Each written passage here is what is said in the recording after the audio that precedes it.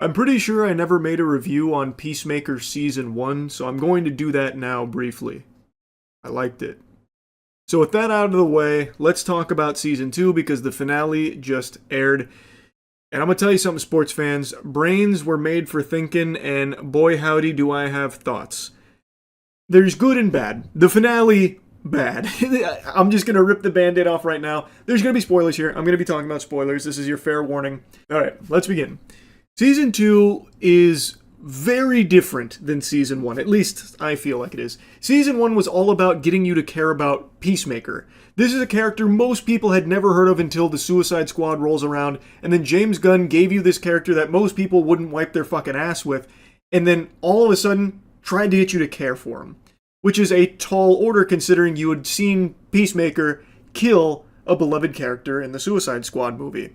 Yet he takes a risk, makes Peacemaker the frontman, and John Cena, who is a talented actor but never really showcased like deep chops for an emotionally complex character until this. In Season 1 of Peacemaker, I really bought into him. He had so much going on. A guy who had grown up under the guidance of some evil people and had done some heinous things, all in the name of what he believed was justice, peace. He said it best, if every grain of sand on a beach was a dick, he would suck each and every one of them if it meant peace would, fall upon the world or whatever. He truly believed that what he was doing was for the better of the world.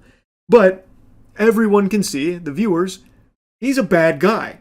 And throughout Season 1, you see him start to change subtly, slowly, but he changes in a big, big, big way.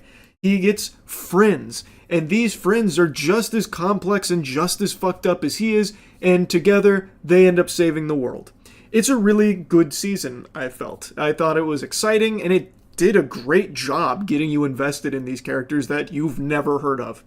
Season 2 now dives deeper outside of Peacemaker, and now you're seeing significantly more of Amelia Harcourt. She, I would actually say, is kind of the main character of the season. We get a lot of fleshing out of everything that's kind of fucked up in her life, and she can't get the job that she's basically done her whole life, and it's their whole reason for living is being, the secret agent that goes on missions for the fate of the country, fighting for her country, and she can't do that anymore after the events of Season 1. So now she's just fucking cruising bars, getting into fights. And we see a lot of what happens in Season 2 through Amelia Harcourt's eyes. It's not like POV, I'm not talking like fucking Cloverfield or anything here, but we are following it through Amelia Harcourt going through it. But that's not to say that Peacemaker fully takes a back seat or anything, he is still very present. He's going through a lot. So Season 2, he is now really exploring the dimension access that he has. There is a quantum unfolding space, which you're introduced to in Season 1, and in this season, he's now exploring, and he happens to stumble upon a dimension that's extremely similar to our world, except his brother's alive. And his dad actually cares about him. And everybody loves Peacemaker. They view him as, the superhero. That guy is the shit. And he's never had anything like that, love, adoration, and it's something he's always wanted. Season 2 drives home just how badly he wants to be accepted, how badly he wants to be a hero. And then he finds this dimension, and immediately he kills his doppelganger. He kills the Peacemaker of that dimension. It's actually amazing. It's a really good sequence. And now he's flip-flopping back and forth between these worlds. And I think that's super cool. Eagly as well. Eagly has a lot going on. Eagly has his own fucking story arc where he battles against a man who believes eagle are beaked vermin that must be exterminated from the country to save us from a curse. It's fucking, I actually really liked that a lot. It's goofy, but it was exciting, actually. Eagly versus that hunter. That was fun. I do like them exploring these characters deeper, and Season 2 is, start to finish, basically just about these characters becoming even more inseparable and even tighter. Chris, Peacemaker, is under surveillance because they don't trust him. They get a blip when he's using that quantum unfolding space in the different dimensions, so now they're investigating him and they're about to swoop in and try and take control of it. That's the main big bad motivator here. Rick Flag Sr. has taken over and obviously holds a grudge against Peacemaker and wants an excuse to kill him. So the 11th Street kids work together to try and, like, you know, keep Peacemaker safe and help him deal with everything that he is experiencing, with everything that's happening in the other dimension, all that kind of stuff. And most of it's played off comedically. I actually think the comedy in Season 2 is better than in Season 1. Especially a new character they introduced, Flurry. He had me giggling hard. So that was a nice treat. And most of what I'm saying here are things I liked about it. Like, I think these are positive aspects. I do think they did a good job with these characters. But I have very similar feelings on Season 2 of Peacemaker to House of the Dragon Season 2, where it felt like the whole season is just building. Just building, building, and then the finale hits, and I really think this is a very disappointing finale. I was streaming tonight, and a lot of people were saying the same thing about, like, how let down they were by the finale, because the finale is basically just setting up for the events that are going to follow either in a later season or in another DCU movie. It is purely a season that gets the framework set up for the next thing. You don't really feel like a sense of closure or a sense of, like, a big accomplishment. Like, Season 1 feels like a complete package. Like, it clearly sets up for more, but at the end of Season 1, a lot was accomplished. Here, it's mainly just these characters get closer, and Peacemaker and Amelia start to recognize their love for one another. Like, things happen, but there's no real sense of, like, anything, you know, huge or any kind of, like, big resolution. It ends with Chris getting trapped on another world. And that's it. And the finale is mainly just a music video. You spend more time listening to bands in the finale than you do watching a show, really. So, like, it is disappointing. And it feels like the journey here didn't really have a conclusion. And that the journey was really the friends we made along the way. Like, full stop. Like, that is unironically kind of the experience of Season 2. So it's just underwhelming that it builds to things that don't even get concluded in the show. Like, it just sets up the pieces on the board and nothing else. Like, and I understand, like, getting ready for the next phase and moving down the line with more DC projects and needing to make this fit in and getting it rolling. But, like I said, with Season 1, it still felt like it accomplished that while giving you a complete experience in the season, where it felt like things were happening. Season 2 also, like, it doesn't have a whole lot of action, which is fine because it does good character work. I think the writing is solid around the characters for the most part. But, like, there isn't a whole lot of Peacemaker doing things. Actually, I'm pretty sure Peacemaker only has 2 scenes in the entire season of him actually, like, fighting. One of them is he fights his doppelganger. It's a very brief encounter, but it's fun. And the other is when he's saving the day in another dimension, in that alternate world where he's the hero. I can't think of any other instance of him even battling or doing anything. Actually, that's not true. He fought Judo Master, again, very briefly in the forest when he was running away. So, like, he just didn't get a whole lot to do, and that's kind of the same song and dance for every other character. Outside of, like, developing them further as, like, friends and, you know, all the fucked up baggage that they're carrying and learning to come to terms with it and move forward and be stronger from it. Outside of, like, those character struggles, there's not a whole lot of things the characters get to do, like, actively do. So overall, it's just a little disappointing, especially considering the note that Season 2 leaves off on with the finale. The finale is, like, shockingly weak. So, I didn't dislike Season 2, like, I still did enjoy it. It's not bad, but it is, I don't know, it feels a little undercooked. Like, there was definitely a better meal that could have been served with all of the things that they had, like all of the ingredients. I think they were too focused on, like, setting things up for the next, you know, either season of Peacemaker or the next, like, Superman movie or something like that. I think it was a little too thinking about the future that it kind of neglected what would make a season successful, like Peacemaker Season 1. So I think it was a bit of a step back overall, but I didn't hate it. Anyway, though, that's just kind of how I feel about Peacemaker Season 2. That's about it. See ya. I've seen a lot of people taking their britches off to drop a big-time steamer on this movie, saying how stinky it is and it's not worth watching, it's horrible. And I didn't think it was that bad. When I saw the previews for this, I was even somewhat optimistic. I mean, you got Nine Inch Nails doing the score for this. Come on. That's at least going to be watchable in and of its own right. And the visuals looked really cool. I'm not the biggest fan of Jared Leto's work. I know him and I look like we share the same mother, but I haven't really been a fan of anything he's been in for a while. But I thought, even in spite of that, this could still be a good movie. And I just finished watching it, and I thought it was fine. Like, I was entertained. It's not amazing by any means, but it's not nearly as bad as I've seen a lot of people saying it is, man. There are some people talking about this movie like it came in and fucked their grandma. Like, it is...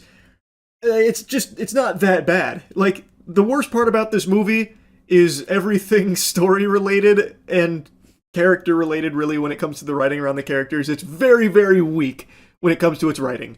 Like, that is by far the big blemish with Tron Ares. But I also just don't think it even tried. Like, I really think the entire goal of this movie here was just to deliver a visual spectacle and just let Trent Reznor, Nine Inch Nails, just go fucking ballistic on the music.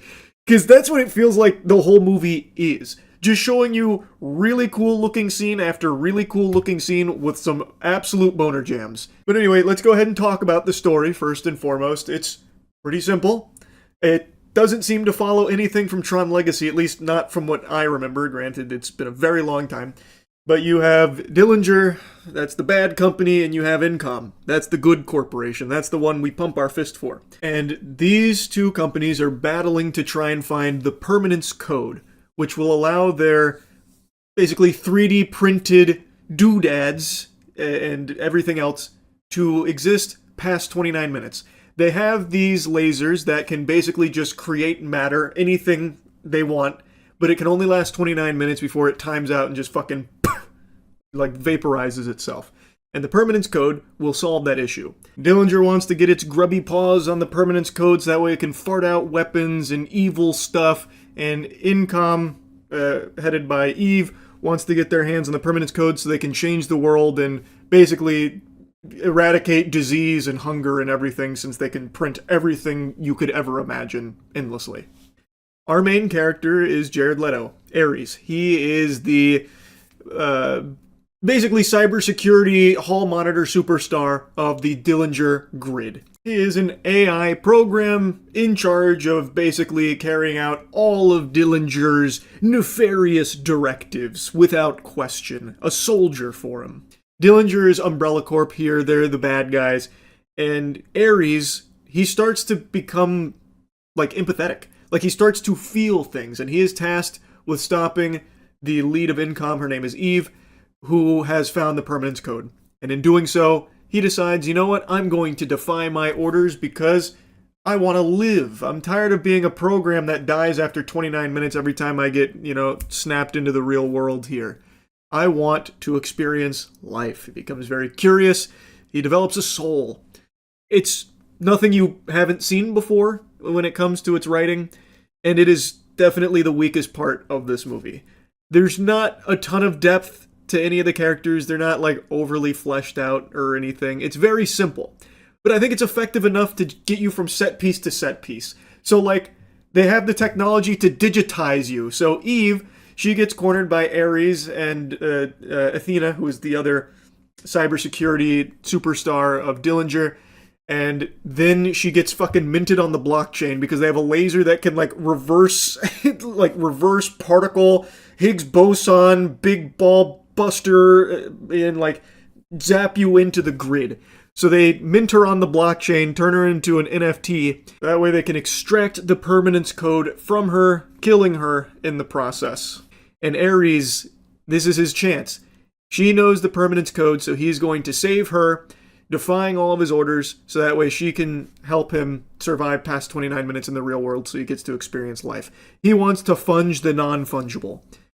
And in doing so, you get to see the grid, which is very cool looking, and you get to see some action in the real world using these 3D printed, light cycles and the programs. It's cool visually.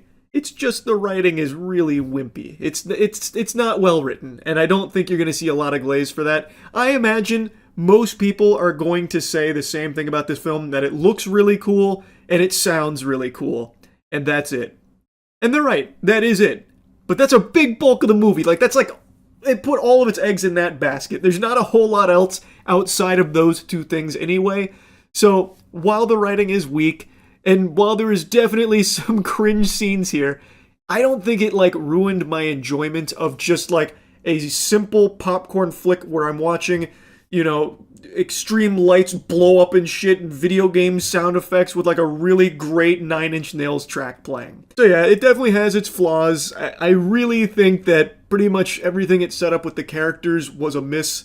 I just don't see many people going into this film being like, wow, that villain was so deep and complex. Like he is literally just one note. That's it. And I've seen that criticism about him as well, and it's true. He doesn't. That's all he is. He's just like, I must get permanence code to do bad stuff for money. He even point blank says, $1 trillion I will make with blood money, Ares, and it's your job to help me do it. That kind of thing. Like, it's very hammered home. It's not a good villain, and our main character is fine, but not super deep either. I'm talking about both Eve and Ares. Neither one of them gets a whole lot of tender loving care put into like building this character up to make you invested in them. But even with these flaws, I still did have fun watching the movie. Because, like I said, most of the film is just showing you really cool visuals either in the grid or even outside of the grid. Because they bring the grid to the real world frequently. In fact, I don't think you're ever in the real world without the grid, you know, being present in some way. Whether it's Ares and Athena coming out there or something. Like, pretty much every scene is going to have some cool shit from the grid. And the music is just so good. So I had fun. It's not great. It's not an amazing movie, but I think it was still an entertaining one. That's really about it. So yeah. I'm not exaggerating with the title. This is an honor I don't bestow upon things willy-nilly. I think most of you know that. For me to claim that something is the worst I've experienced in whatever category, that is an honor that is extraordinarily rare. It's like being knighted by the queen. To be the worst movie I've ever seen, you have to move mountains. Because I see so many bad movies. It is one of my favorite pastimes is watching bad films because I get a lot of enjoyment out of a really fun bad movie. And I see so many. And of every movie I've ever seen, Amazon Prime's War of the Worlds is the worst. It has now taken that crown, which was a crown worn by what I still believe to be one of the most bafflingly dog-shitty movies ever produced called Let's Be Evil. It wore this crown for 9 years. It had a good run. It should be very proud of itself, but on August 4th, 2025 years after the death of Christ, we have now found the worst film that humanity has produced so far. I wrote down a lot, so we're going to really dive into the spaghetti and the meatballs here. Spoiler warning. Don't think you should care about spoilers, but they're there anyway.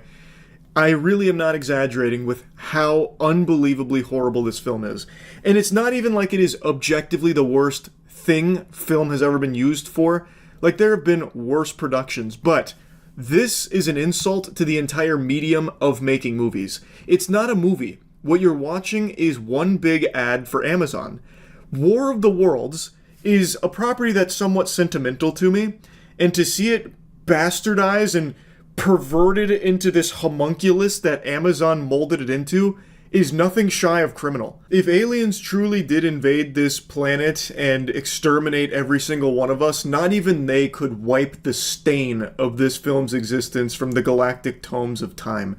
This has been so catastrophically abominable that I think just the existence of this film has set our species back hundreds of years. It is unreal that this even got made. And I looked it up. Apparently this was made back in like the pandemic, so like in 2020, and they just squatted on it, keegling it in their colon for the last 5 years, and then just randomly decided to drop it now. I don't know why. It should have just stayed there. They should have buried it. This should have never seen the light of day. This is a tomb, a sarcophagus we should have never opened. So War of the Worlds, I'm being very literal, is an advertisement for Amazon. It's an affront to the entire art of making a movie. Anyway, let's go ahead and cannonball into the pool here. It stars Ice Cube, and the film tries to be creative by emulating what some films have in the past with something like Searching, where it's all presented through a computer display. So you're seeing Ice Cube and all of the events unfolding and all the characters through FaceTimes and emails and anything that's on his monitor. So you see Ice Cube through his webcam, and that's how you experience the movie. It was a clever gimmick when it was used in Searching. In here, it's just really annoying. And the movie actually feels like it's written by a 13-year-old who just learned how to code with C#. Like, it's all about hacking. Ice Cube is like an expert hacker in a DHS program that's spying on everyone through mass surveillance, and he can actually do anything. He is basically omniscient.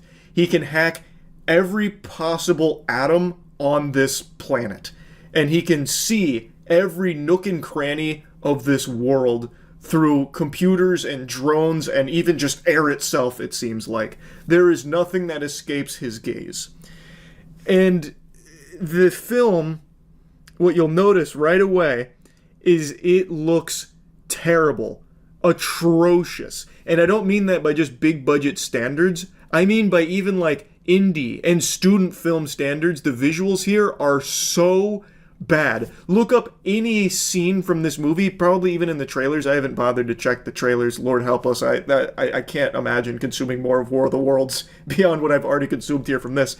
But like, look at any scene from this film, like when the aliens are present. It really does look like this was thrown together in one afternoon. It looks like previs. It looks like Sonic the Hedgehog before they redesigned him. Like, it is just hard to look at. Like, it's painful. It looks like PlayStation 1 cutscenes used to look. I cannot believe that they actually gave this the green light to be viewable by us. I feel dirty for watching it. It's so incomplete looking. I don't even know how you make movies look this bad in this day and age. Like, even just your stock assets that you can just freely use look so much cleaner than everything here.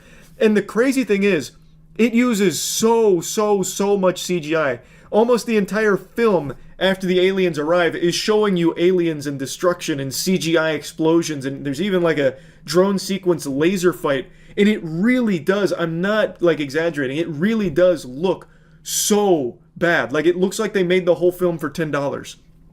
Like, they just hired a couple of people from Fiverr and gave them a week to work on it. That was the deadline. I don't know how they could possibly achieve such bad visuals. And this is an Amazon Prime movie. What the fuck? They have actual infinite money.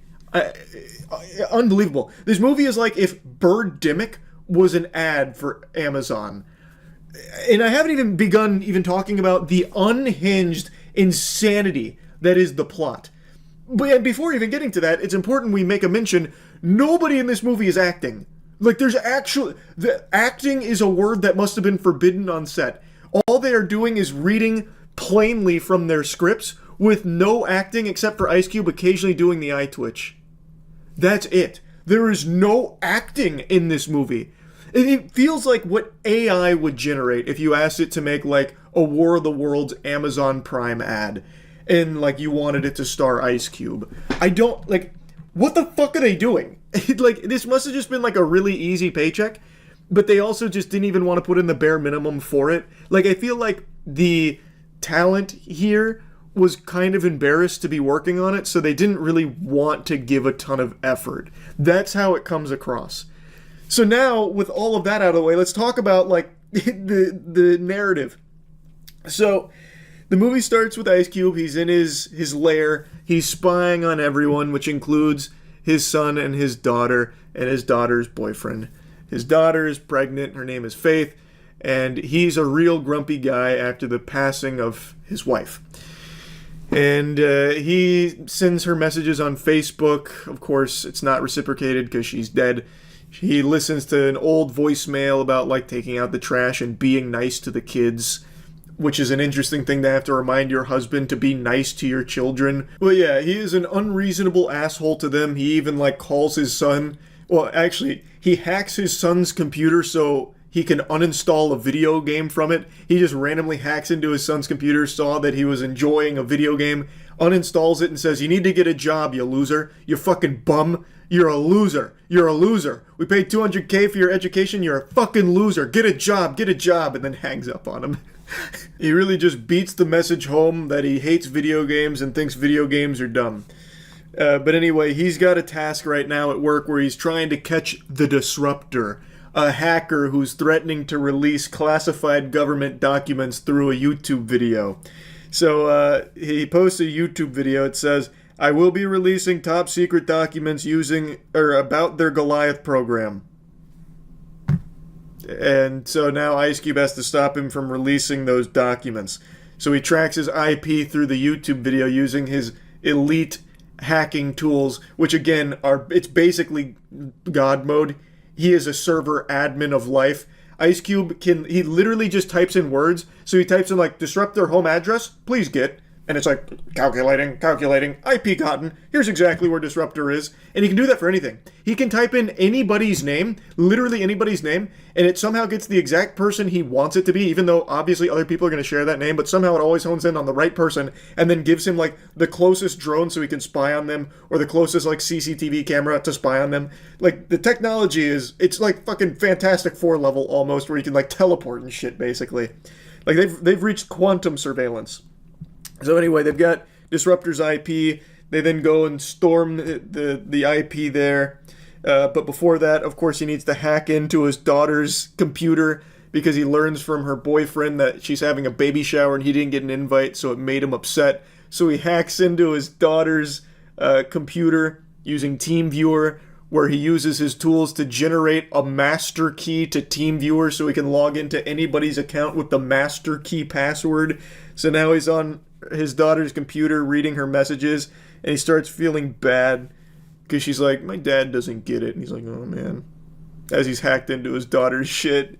So now, anyway, we learn about Mark. That's her boyfriend. He's an Amazon Prime driver. He's an Amazon delivery driver who really likes Prime. And one of the lines that they reuse like 6 times is like his son Dave says, you know, I really think you're overdoing it, Dad. We don't need the government to be, checking out what we put in our Amazon cart. Any opportunity to wiggle the word Amazon out of every character's mouth with a little positivity following it was taken in this film.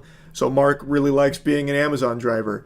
Ice Cube gets a message from a NASA contact of his, and she's analyzing weird, wacky, freaky weather phenomena. And he doesn't really care. He doesn't want to watch that. He says, I spy on people, not clouds, or something. Anyway, they go to the Disruptor address. Turns out Disruptor was a step ahead of them. It was a decoy, one of his infamous decoys that he's become known for. But while they're there, the aliens crash land. A bunch of meteors start crashing, and they're blowing up buildings and cars, and people are freaking out, going crazy, because everyone's under attack. And they show you so many sequences of the carnage, and I am not exaggerating, again, it looks so bad. Like, think about Sharknado, but unironically. Like, with no self-awareness. And used primarily to try and get you to buy Amazon Prime. It's like vomit-inducing how awful it is. Like, in one of the clips, by the way, to showcase the acting prowess that people brought to the table here, in one of the clips, the news reporter is filming one of the meteors, the aliens, crashing into a school, and she goes, wow, this one just crashed into my kids' school. They're all dead. And she says that deadpan, super calmly. Her kid was at that school, is now dead along with all the other children, and that's her reaction to it. And they cut to the next sequence of terror.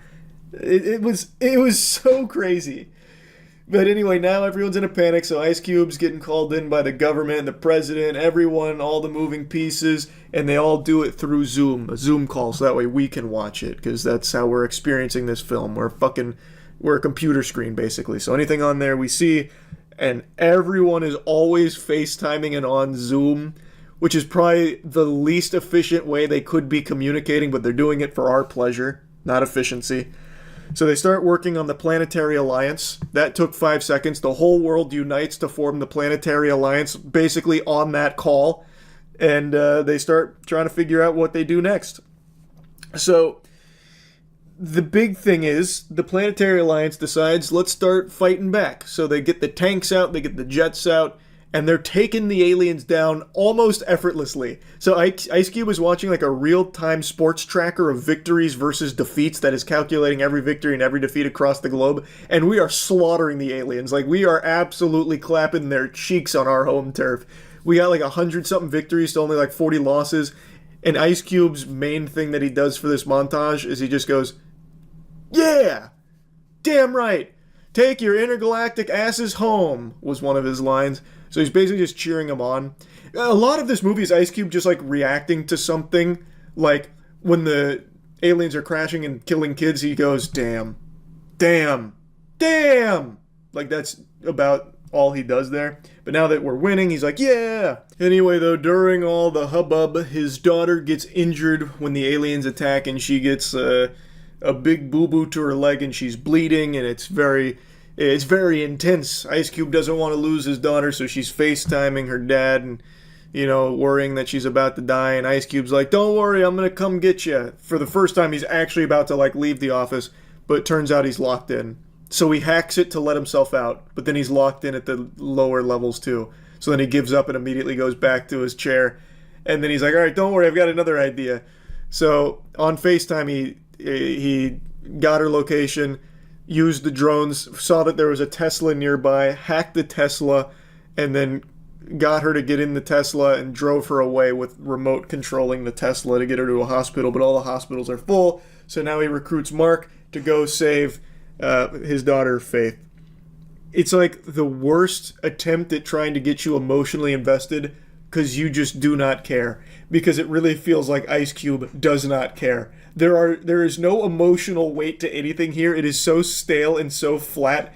It almost felt like they were laughing while filming this. Like they knew how bad it was.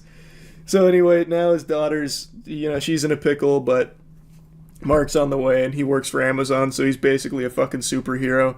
And during this ride, as he's remote controlling her to safety, because she was about to just get killed by the alien, she gives him a lecture on how powerless he is. So he's apologizing for being a bad dad, and she's like, "Oh my gosh, who ordered the Yappuccino? Jesus Christ, old man, you just don't get it. After mom died, you thought you could save her, and then you thought you could save the whole world, and then you thought you could save anybody, but you can't. Get it through your thick skull, you can't save anyone, you are powerless, move on." And she drives that point home as he is literally saving her life. Without him, she would have died. He is literally saving her as she is giving this lecture. It's very hypocritical. I don't know what they thought they were cooking with that, because it didn't really match the scene. So anyway, he gets on the horn with the president because the things are all cattywampus, and they're starting to fight back, and that's when he gives the title drop. He gives the name drop, title of the movie. He says, "All right, I see no other option other than to initiate the War of the Worlds," about the Planetary Alliance stepping up their counteroffensive against the aliens. Which I guess was a really cool moment where you're supposed to pump your fist. "Yeah, initiate the War of the Worlds."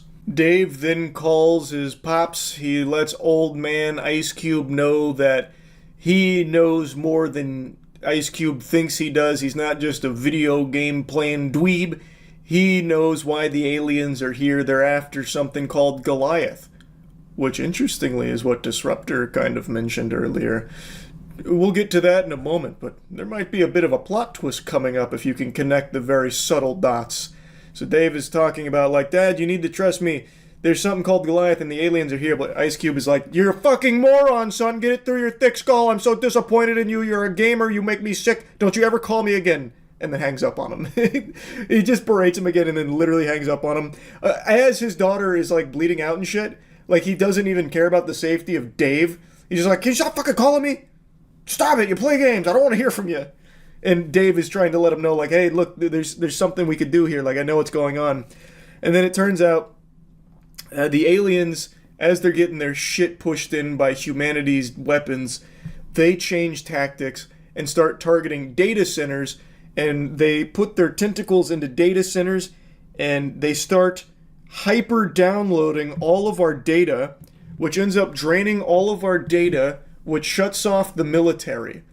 So they hit the power switch on the military, and then spontaneously every battleship, every plane, every helicopter falls out of the sky or blows up, and now we can't fight the aliens anymore aside from just small arms fire on the ground. Everything else is now shut down because they drained our data centers.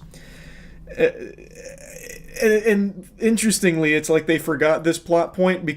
I'm getting ahead of myself, but just know this was a crucial moment where they turned the tides. The aliens turned the tides on us by draining all of our sweet data.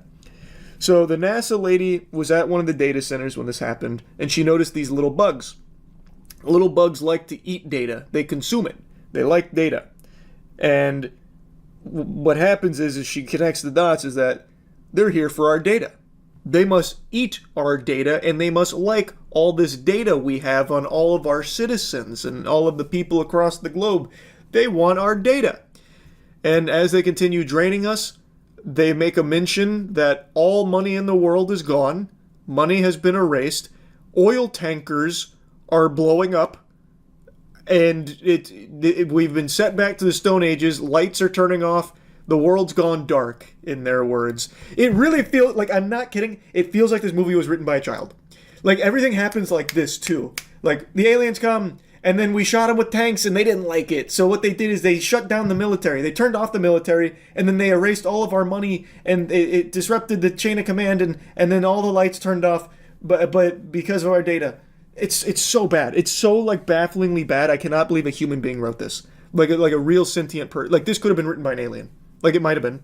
I don't understand it. Also, Facebook is being deleted. This was a crucial moment.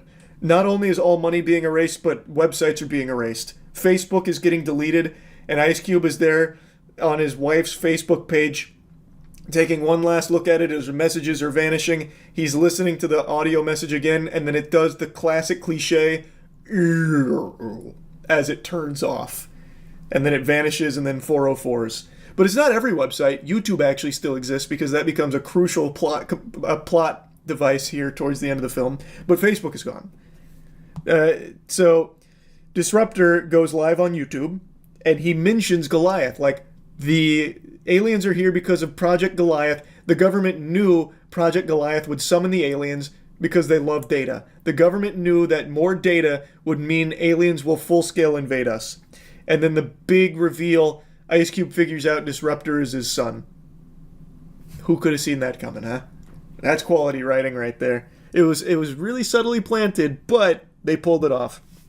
So his son then tries to convince him that the government is lying to him.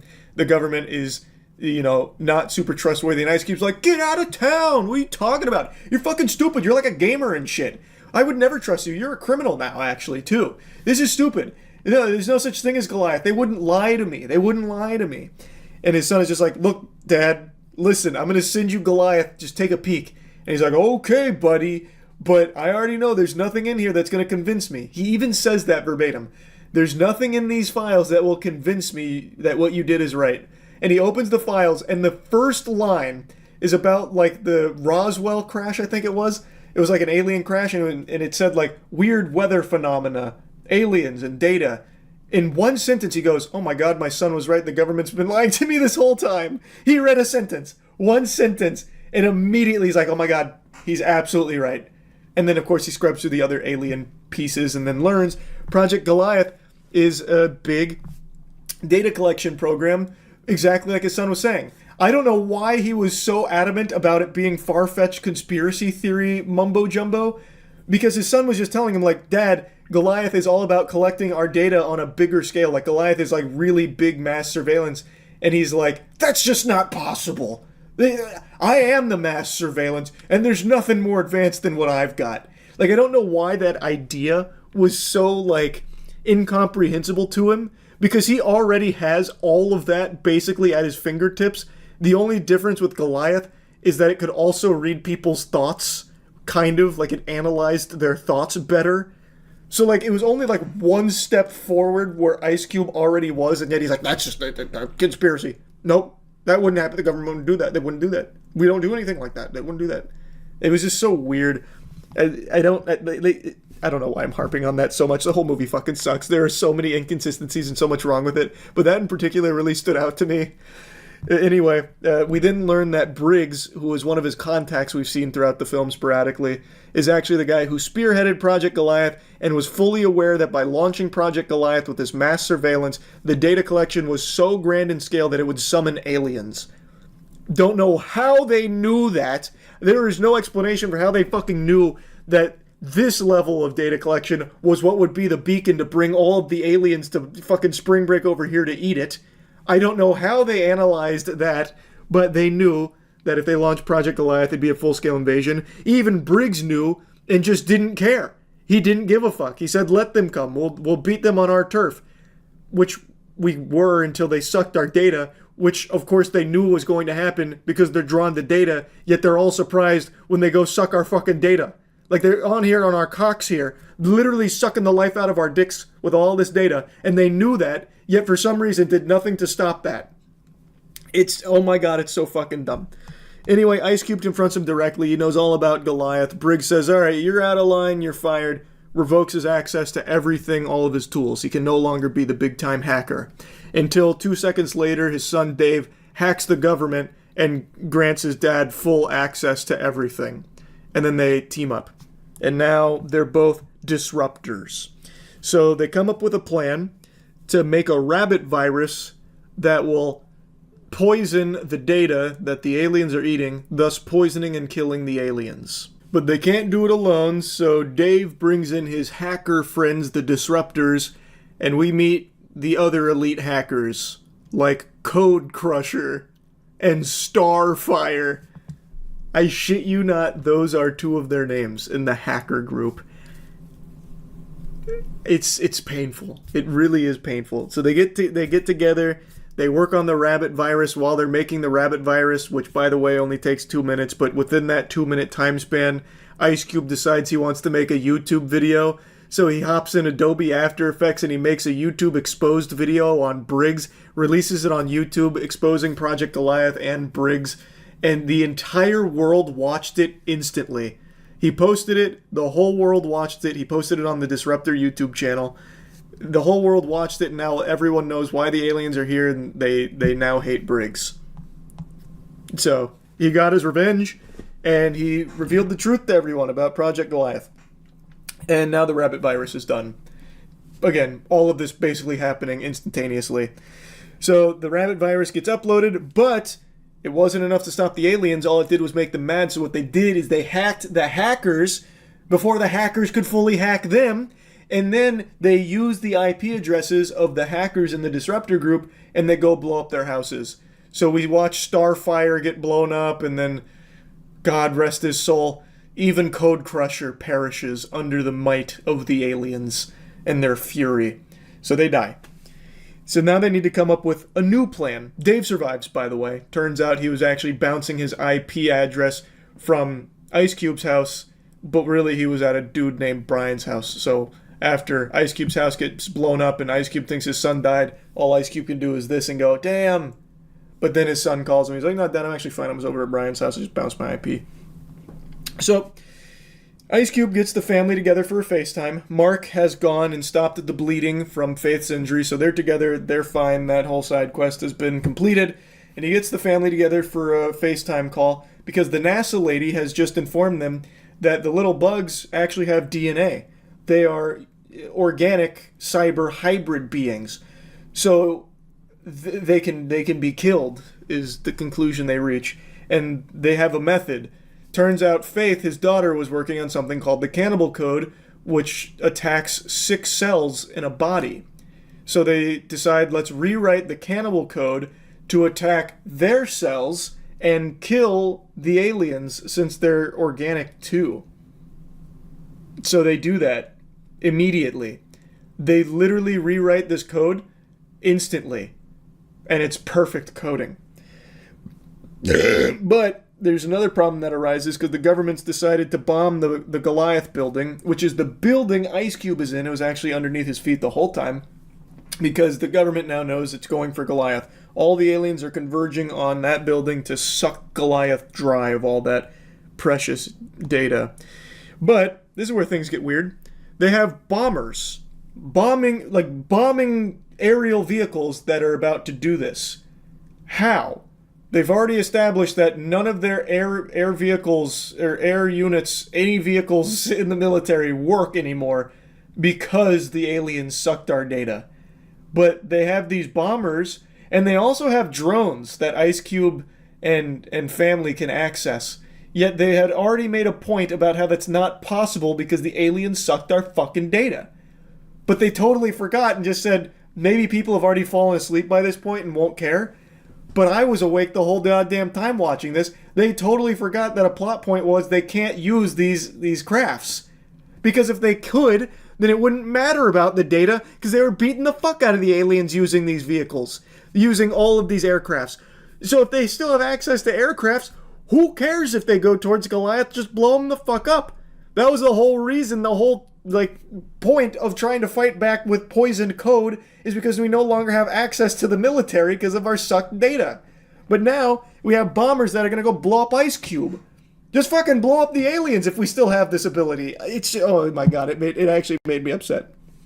So, anyway, they rewrite the code, but Ice Cube has no way of taking that code and injecting it into Goliath downstairs because they don't allow thumb drives in the secured building. But, and this is where it gets so fucking shameless, but Mark has a thumb drive, and Mark works for Amazon. And you know what else Amazon has? Prime Air. So Mark gives a whole sales pitch about how Prime Air works and how he can give the thumb drive to the drone for Amazon Prime Air and fly it to him just like Amazon Prime does. And I'm not kidding, he gives a sales pitch. And then he takes the Amazon Prime drone and he flies the thumb drive over to Ice Cube, but not without some really intense dogfighting where the aliens are laser beaming at Mark flying the Amazon drone, but it's just too good. It's much more effective than all of the government planes, it seems, because they were just getting blown out of the sky with lasers at one point.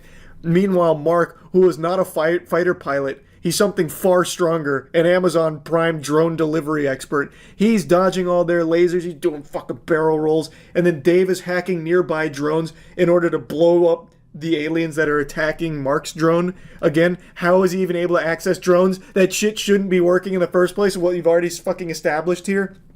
But anyway, Mark's made it to the building, but he hits something on the way in, and his drone flips over, and he can't flip it back. But luckily, they get to see that there is a man taking cover nearby through the camera of the drone. We get to see this. There's a man taking cover nearby, so Ice Cube instructs Faith to hack into the guy's phone and send him a text message asking him to flip over the drone. So she does. She hacks into his phone, sends the text message. The guy checks his phone. He says, "No way, are you kidding me? There's aliens here. I'm going to die if I do that." And then Mark says, bribe him with he didn't use the word bribe. Mark said, offer him $1,000 Amazon gift card. So she does. She sends him a text offering an Amazon Prime gift card for $1,000. And he instantly sprints over there. He reads it, sprints over, he flips the drone up for the bribed $1,000 Amazon gift card.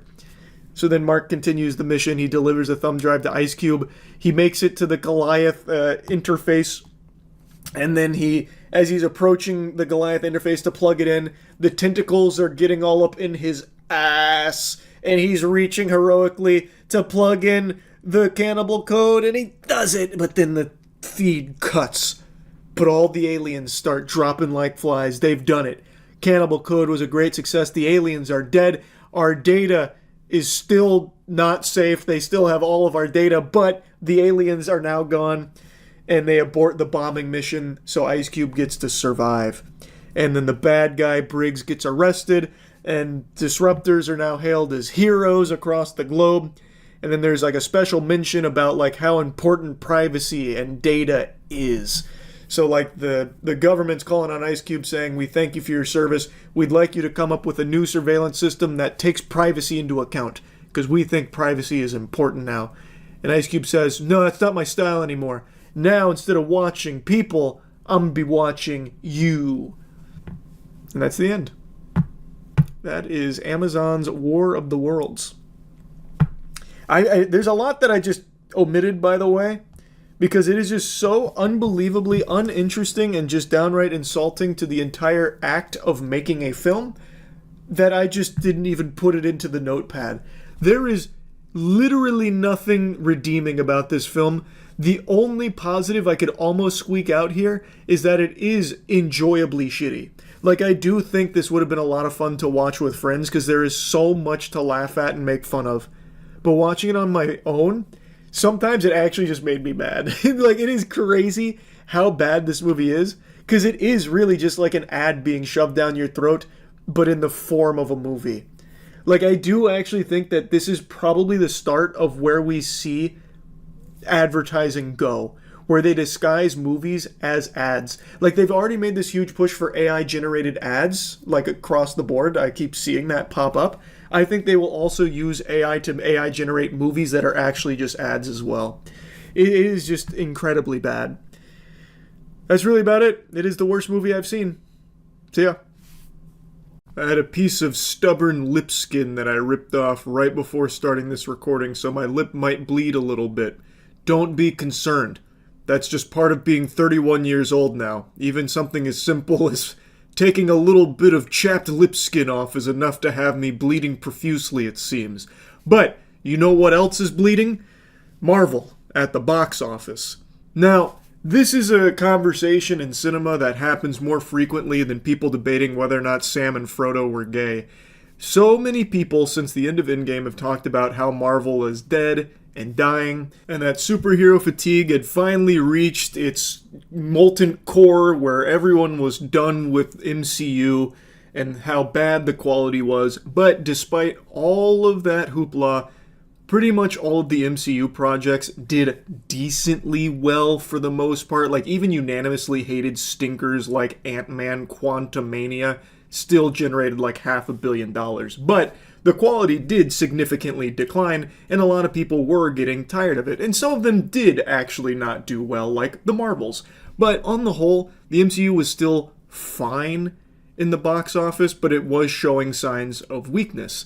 Now, they've released two decent movies back-to-back, Thunderbolts and Fantastic Four. But they're not exactly doing the billion-dollar nut-busting that the MCU was known for. Fantastic Four is experiencing a 80% drop from its debut, so going into its second week here, it has declined significantly. It had a great start, and it had incredibly strong word of mouth, but it doesn't seem like that's translating to asses in seats. And Thunderbolts was the same thing. People saw it, they were surprised by how good it was, saying, you know, Marvel's fucking back, baby. Fuckle your seatbelts, because we are in it again. But then that also didn't have the strongest box office run. Which is now leading to the bigger conversation that's been had a lot about the state of the MCU. Are people just tired of it? Is superhero fatigue really setting in now, finally? Or is it mainly just Marvel? Because Superman has done great in the box office. It has been fucking slapping in the box office. And it's a good movie. Thunderbolts and Fantastic Four are also good movies, especially in a sea of dog shit that Marvel had been farting out for quite a few years, with a few exceptions like Guardians of the Galaxy Volume 3. And now it's left a lot of people wondering, well, what the fuck's going on? Why are they not having strong box office performances when these are finally some decent films from Marvel again? And to be fair, I think it's a little overblown with Fantastic Four flopping and all of that with that narrative that's being spun. It's still at $370 million worldwide in its second weekend.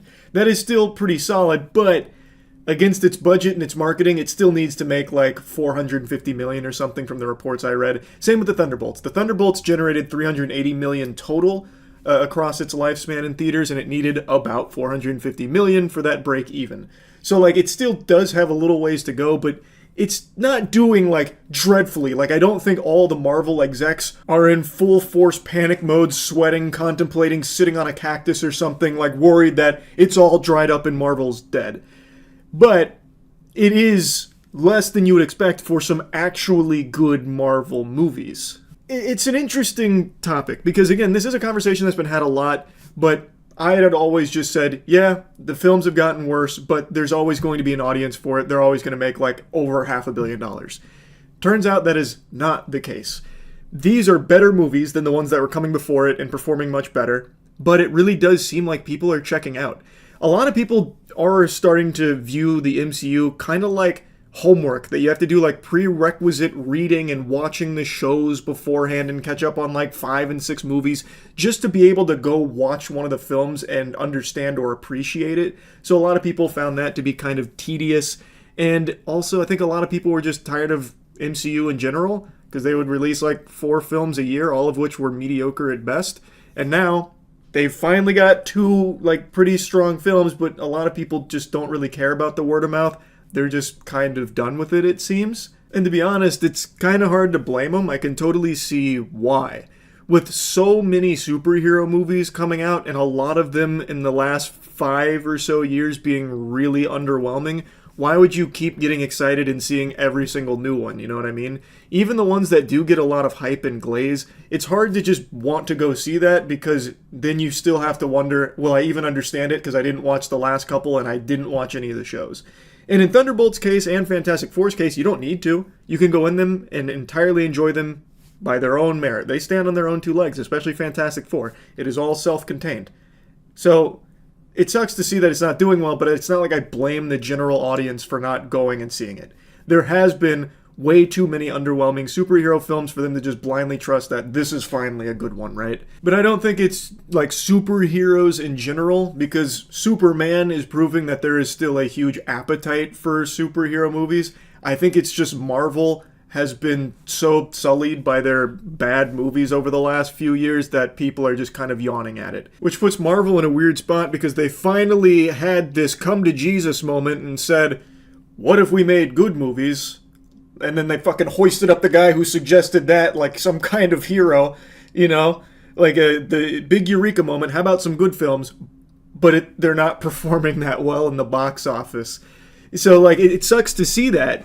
And it's weird because now they do finally understand that they need to have quality films in order to stay competitive and stay generating unfathomable amounts of money. But the general audience has kind of turned their backs on them and don't really care to hop back into the Marvel train. So they have some good films, but now the audience isn't, ferociously starving to consume it anymore. But they still have, of course, like the core community of like Marvel enthusiasts that are going to see every film they put out regardless. It's just now they're having a harder time reaching beyond that scope, even with extremely positive word of mouth. It definitely is a weird predicament for them to be in.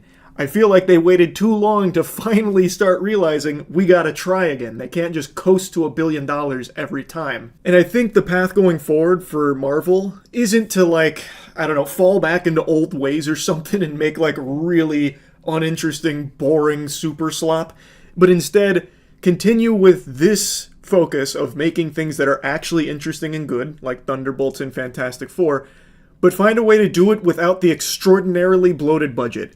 They are not going to be making as much money as they used to. They're going to need to find a way to deliver quality productions for a fraction of the cost. They can't just mindlessly dump hundreds of millions of dollars into every single Marvel everything these days. That time is behind us now. That is in the past. I think they need to start analyzing their budgets a little tighter and figuring out ways of being creative with it so they can deliver these same kind of movies that are strong but without eating a loss on them. Like Thunderbolts, that's a film that probably didn't need $450 million box office run to break even. You probably could have delivered that same level of film for less money, so that way the $380 that it did generate could have already been at your break even. I feel like there's definitely ways, I think these budgets are super overblown, which isn't specific, exclusive to just Marvel. It's Hollywood in general. Like that fucking Netflix stinker Electric State had a, $300 million budget or something, and that was abominable. It really feels like there's some kind of fraudulent bookkeeping going on over there, some kind of fucking scam, but that's a topic I've already yapped about a lot. Point is, for Marvel now, they probably realize that the audience isn't just going to blindly eat everything that they feed them. They need to keep delivering good movies, but they need to find a way to make them for less money, so that way the box office runs don't need to be colossal, historic, record-breaking performances in order to generate any level of profit. Though, admittedly, I think there's a chance Marvel learns the opposite lesson, that people don't want good movies. They'll turn to Thunderbolts and Fantastic Four and be like, well, we tried a quality approach, that didn't work, let's go back to quantity. That would be a real shame, but I think there is a chance. Like, these zombies in suits, they could very well look at these box offices and be like, this was a failure. This experiment didn't work. That guy that we hoisted up about, like, what if we made good movies? Time to fire him. Fucking throw him out that window. That was a terrible idea. We lost money on it. We're going to go back to quantity and just really generic, safe, boring slop. That's what the people want, clearly. I'd hate to see that, but I think there is a chance. I can only hope they don't go that direction. But anyway, though, I wanted to just talk about this a bit. I found it interesting to see Marvel is no longer like the guaranteed infinite money glitch juggernaut that it used to be. Though, of course, it is still making tons of money in the box office. It's not like it's all doom and gloom. It's just in a weird spot right now where it's not guaranteed success every time. Anyway, that's about it. See ya. I imagine most of you were living your life in ignorant bliss, not even knowing there was a new Hellboy movie coming out. About 2 months ago, they released a trailer for Hellboy the Crooked Man, and for maybe like 12 hours, people collectively clowned on it, because it looked like trash. Anyway, though, most people forgot all about it. I didn't. I paid attention. About 2 weeks ago, they also announced that they weren't even going to bother throwing this puppy into movie theaters. It was just going straight to streaming, which doesn't showcase a lot of faith in Hellboy the Crooked Man here from the higher-ups. They just condemned it straight to the VHS bin at Blockbuster. I love Hellboy. The Guillermo del Toro movies, I think, are amazing, and I was one of the few delusional souls that found enjoyment out of the Hellboy reboot a few years ago. I recognize that it's an objectively horrible film, but tell that to my heart, which was smiling watching it, because it was so entertainingly shit. Especially the ending. I actually talk about the ending quite a bit on stream. I still think that is one of the most shocking, out of nowhere, but beautiful endings ever. Basically, hell gets opened on Earth, and they have these really cool demon designs that come out that I've never seen on the big screen, and they just start, like, flaying people alive. They start killing people in really fucking gory, creative ways. It was unexpected and really cool to see. But the movie's bad, I know that. It's still fun. But anyway, I paid attention to the Crooked Man here, because I was going to watch it no matter what. And I don't want the title to mislead anyone here. It's not a good movie, but it's not as dog shitty as I was expecting it to be. So clearly this film is working on a lower budget here, which I never mind. Like I said, I think low budget films are the future. Every movie needing $100 million plus budget is absurdity, and some of my favorite films are the ones that are made on shoestring budgets. Even though this budget is like 20 million, I wouldn't even really call that shoestring, but comparatively to like everything else that comes out, that is teeny tiny. That is tiddlywinks of dollars to work with. Godzilla Minus One made it work, though, with a $15 million budget, and that was my favorite movie of 2023. That movie is a fucking masterpiece. Hellboy the Crooked Man is not. I'm not trying to compare it to Godzilla Minus One or anything. I'm just saying the budget, I don't think, is the biggest issue with the film. And I actually think they used their budget pretty well. Stylistically, I think the film looks good. I think they chose a good style to go with, and they recognize shortcomings with like CGI and stuff, so they don't bother to try and show you something that looks shitty for CGI. They will instead, like when someone's transforming, instead of showing them going through it, they'll cut away and they've already transformed. It's better than giving you some kind of lazy Nintendo 64 looking thing of them transforming. That's smart. And they do that for some of the action as well. And action doesn't happen much in this movie at all. This is not the Hellboy I've ever seen before. Apparently this is more true to the comic books, where he's more of a detective as opposed to like a badass fighter. And I don't really like that. I'll just go ahead and tell you right now, I thought it was lame. Hellboy doesn't do much. Like, even as an investigator, he doesn't do much. He just says, "oh crap," a lot. And then at one point he starts hitting a few zombies with a shovel. And he like grabbed the snake once and popped its head after getting bit by it like 8 times. And after getting suplexed by this like normal sized snake like 8 times. So I was really unimpressed with Hellboy's ability to handle himself and take care of situations. It wasn't really Hellboy versus the Crooked Man. It was more like this geriatric old man choking on a fur ball and then Hellboy shooting him. I'm getting into spoilers here, obviously, but it's just kind of underwhelming in that department. Now, if you're like a huge fan of the comic books and prefer a more passive Hellboy, then maybe this is more up your alley. But for me, I had become accustomed to how he'd been portrayed in the previous films, so I didn't really like this version of him very much.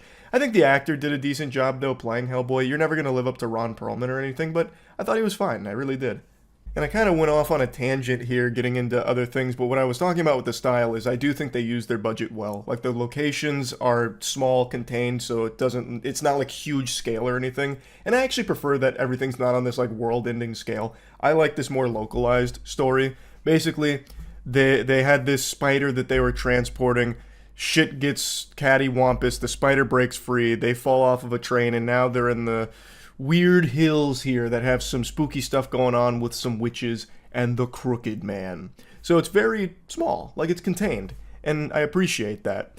I do want to mention that even though they, for the most part, do a good job of not just showing you bad CGI, there are moments where there is bad CGI, because, I mean, for a film like this, there is going to be CGI moments, and yikes, sports fans, I gotta tell you, sometimes it does not look good.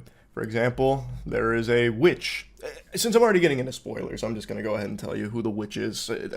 I've been getting into spoilers when going over these things, but I'll just keep giving you warnings. This is a huge spoiler for this, so if you plan on watching this movie, just know I'm about to spoil something big for you. Hellboy's mom plays a role in this, and she's a witch.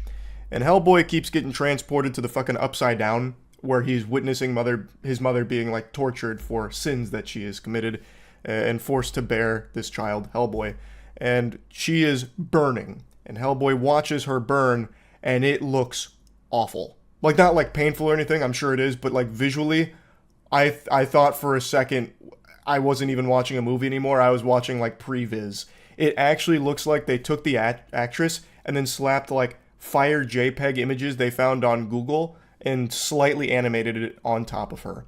It was bad. Again, though, overall, I do feel they did a good job of avoiding, like, bad CGI moments, and overall, I do think the movie looks good visually. It also goes for a horror approach, as opposed to what I would expect from a Hellboy film, which is more, like, action-oriented and all of that. The film really wants to be unnerving, creepy, spooky. Like, they have the ominous music that you hear in every horror movie ever made. It has very standard horror movie moments. It doesn't really have any jump scares, at least not that I recognized as a jump scare attempt, but it's very clear it wants to be a horror film, at least a large part of it. I do not think it does the horror very well, mainly because it is the most cliche horror that it weaves in here. There's nothing new or exciting about the attempt it makes at making horror moments work. It's all very standard tropes we've seen from every other horror movie ever. But maybe that'll be appealing to some people that would like to see horror integrated with a Hellboy movie. For me, I think that was a miss, though. For me, that wasn't hitting. Like, the first half of the film, we're getting acclimated to this environment with people that understand that witches are around. So, like, Hellboy and his sidekick, her name is Jo.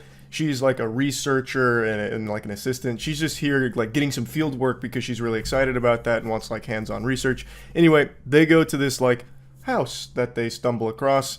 So they go into this house and there's like a boy lying on the floor paralyzed.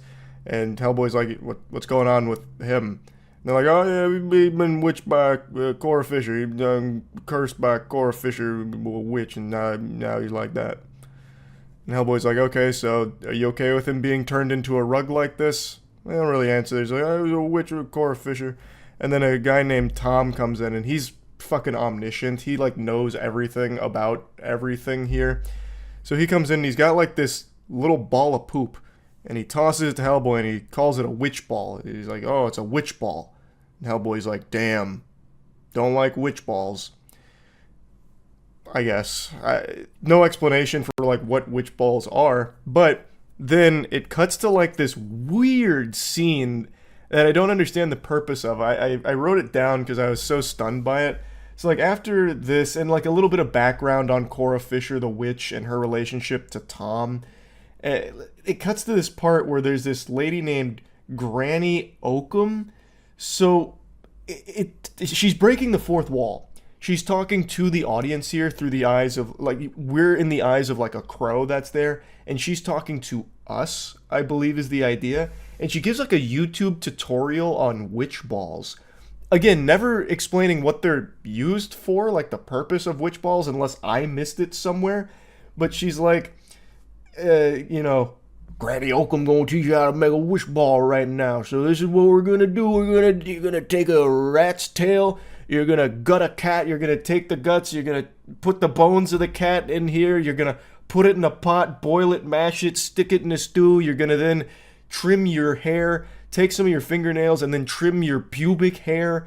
Put it all together, and you got a witch ball.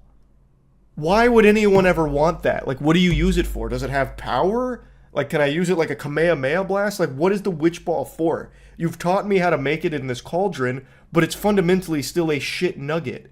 What am I doing with it? And what's crazy is it ends up playing a pretty big role at the end of this movie. Well, in general, actually, you keep seeing witch balls. So, like, they end up going to Cora Fisher's place, the witch, and Tom has a personal connection to her. They get there, and they find more witch balls. So she's fucking pooping around like she got, like, rabbit turds, these witch balls. And Tom's like, oh, damn, you know, she's like a full-blown witch. There's, like, bugs and stuff. And then they find her skin suit. She's just got her whole skin lying around like it's about to be a cosplay costume. So, and Tom's like, all right, we just got to leave her there. She's out wandering around. So I was under the impression that she was just wandering around skinless, just like meat. But it turns out she was just transformed into a raccoon, and then she comes back, crawls into the skin suit's mouth, and takes shape again, but very slowly and very painfully, so her body's like breaking and shit, and she's crying out in agony. So I had to wonder, like, why did she even bother transforming if it's this painful? Just don't transform, just stay in human mode. It seems really stupid to put yourself through that agony. So, anyway, though, now they've all teamed up, Tom, Cora, Hellboy, Joe. And turns out Tom had another friend who was a witch, and I already forgot her name. I think her name was Effie. And he's going through like this flashback where he was becoming a witch. They were doing a ritual, and we learned more about the Crooked Man, who was a guy who got killed, and then he came back to collect souls to be rich again. And he gets like a penny every time he collects a soul. So he has like a pocket full of change, collects souls. Tom, Effie were doing this ritual. He saw the Crooked Man. It made him want to stop being a witch. But there was a thing Effie said where, with the cat bones he was collecting, make sure to pick out your favorite bone because it's going to be your lucky bone. For some fucking reason. And that is a very powerful object for the rest of this film. This lucky bone that he has. So he went to war, lucky bone kept him alive. He comes back, the lucky bone's basically a magic wand where he can Wingardium Leviosa shit. So he's got the lucky bone, which is really good against Effie, the witch who is still around and evil and wanting to collect Cora's soul. And the Crooked Man comes through and he wants the lucky bone. And naturally, he doesn't want to give it to him. He doesn't want to give his soul. He doesn't want Cora to die. And Hellboy and Joe are caught in the middle. Joe just wants to kind of research everything and understand everything. And Hellboy, he's just kind of like indifferent. He like seems to care to a certain extent, but like I said, he's not really a fighter. So like when the Crooked Man comes around or Effie comes around, Hellboy doesn't really do much. Like he'll pull out his gun occasionally, but he ends up not firing it, or Joe will like push his hand down to not fire it. So Hellboy's just kind of like a spectator for the most part. And when he tries to get involved, I don't think he's all that effective. So I mentioned the snake earlier, right?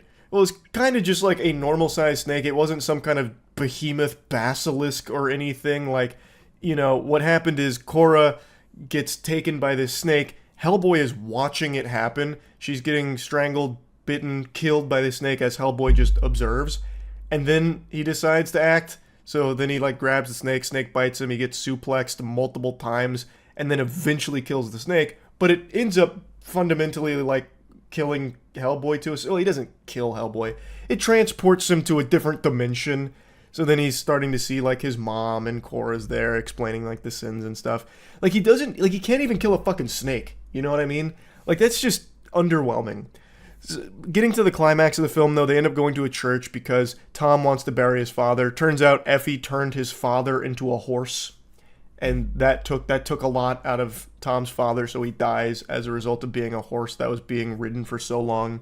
So he wants to take his father now to a church to bury him on, you know, the sacred ground. Crooked Man shows up, Effie shows up, Crooked Man's got zombies now, so he starts raising the dead, And this is when Hellboy finally starts to do things like he shoots a few of the zombies. The Reverend then blesses a shovel and he, like, starts hitting zombies. Hellboy hits zombies with a shovel and shit like that.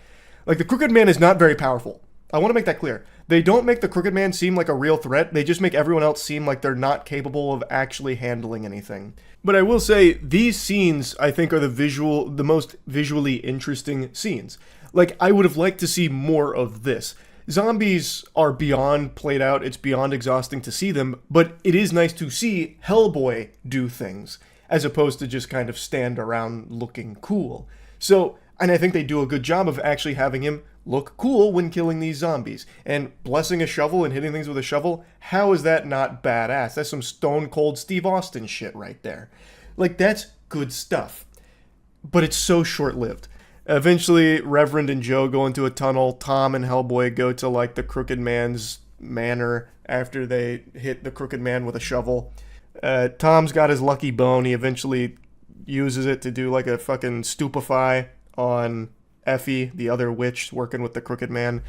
Hellboy starts hallucinating, so he's seeing his mom again. He ends up almost shooting himself in the head, but he breaks free of the brainwashing. And then the climactic showdown between Hellboy and the Crooked Man is really lame. He kind of spins Hellboy around with, his superpowers, kind of like how Saruman had Gandalf spinning in a circle, if you remember that scene. That's kind of what the Crooked Man does to Hellboy. He just kind of spins him around, throws him around a little bit, and then he gets him, like, lying down. So the Crooked Man comes over and he spits in Hellboy's mouth, so he's, like, puking out, like, a bunch of bugs and stuff onto Hellboy's mouth, and he's like, "You could have saved your mom twice now if you just gave me their souls." The other guy, like, talking about Tom and stuff. And then Tom comes up the stairs, and he's got a witch ball, and he says, "This is from Cora Fisher." And he throws the witch ball, which again is a shit nugget, like a furry shit nugget. And it goes right down the pipe of the Crooked Man, who turns around and eats it. It gets caught in his throat.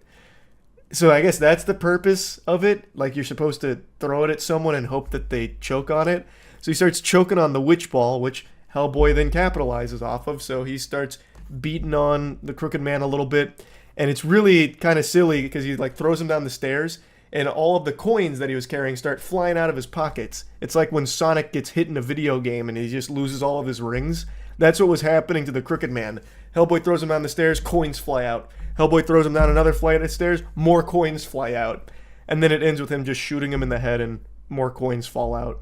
It's like when you hit the jackpot at, like, a fucking arcade. He just starts, like, spilling coins out of his skull. That's most of the main stuff. I don't think the movie is nearly as bad as most people probably expect it to be, but that doesn't mean that it's a great film either.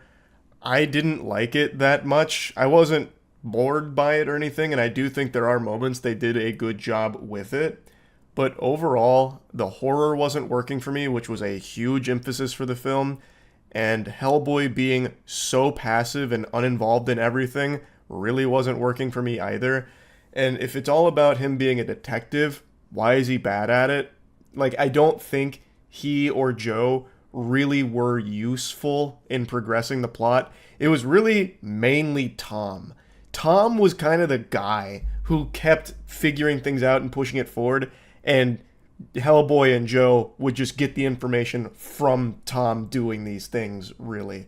I don't think there was anything they did necessarily that was very helpful in connecting this mystery or anything. Nor was there really a mystery to solve. It was really, the Crooked Man is here, he's bad. Effie is here, she's bad. It's a witch, Crooked Man is taking souls, we gotta stop him. There wasn't much of a mystery in the first place to solve. So I just kind of wish they'd let them do more. If they're not going to be, piecing together an elaborate puzzle, let them start beating the shit out of witches and zombies. Like, let that happen a little bit more, you know what I mean? Again, I don't think it's a horrible film, at least not to the level I think most people were expecting it. And I've decided to look into, like, what Hellboy comic fans think of it, and a lot of Hellboy comic fans really like this movie. And I'm happy to see that. Definitely wasn't for me, though. This was definitely not a film that I found a lot to love about. Again, I like the style. I like some of the decisions they made with, like, keeping it more small and localized. It really felt like a piece of a Hellboy show. Like, it felt like you were dropped into the middle of a season of Hellboy, which is cool. Like, I would love a Hellboy show. Like, have smaller scale stories like this, and you could definitely make it work. Like, I think that'd be a banger. That's kind of what it felt like, but not quite to the level I would have liked to see. It was a like there were good ideas here that I don't think were executed all that well. But again, is it worth watching? If you really like the comics, I think so. If you're more of a fan of the previous movies, probably not. If you like horror movies, maybe. If you're a big fan of like very generic horror. Overall though, it's not like a bad time or anything. I didn't hate watching it or anything. So yeah, that's really about it. So yeah.